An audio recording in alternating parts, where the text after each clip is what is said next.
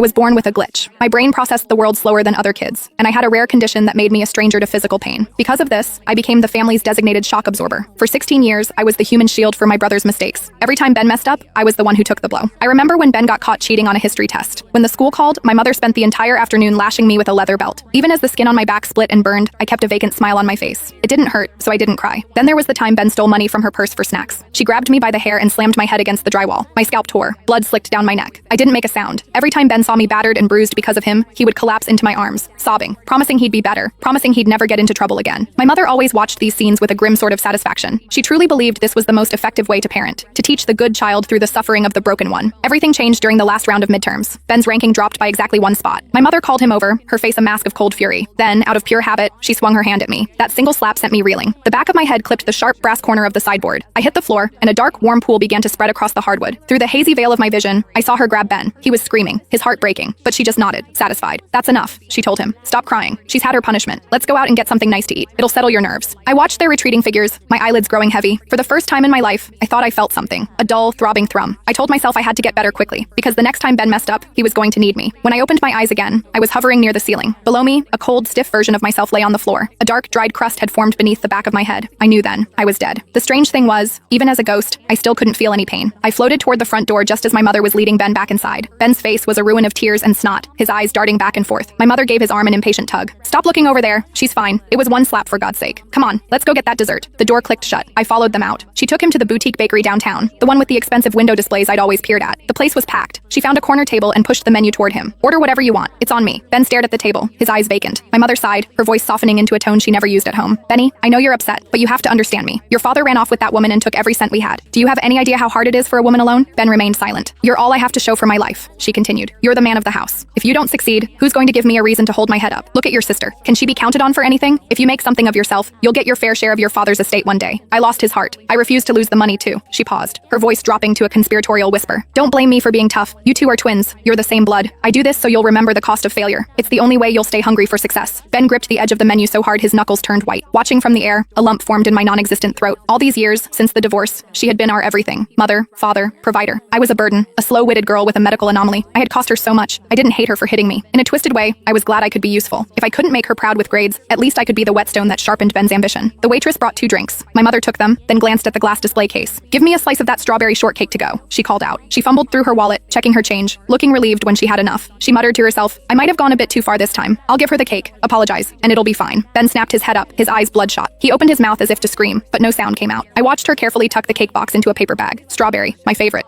A pang of longing hit me.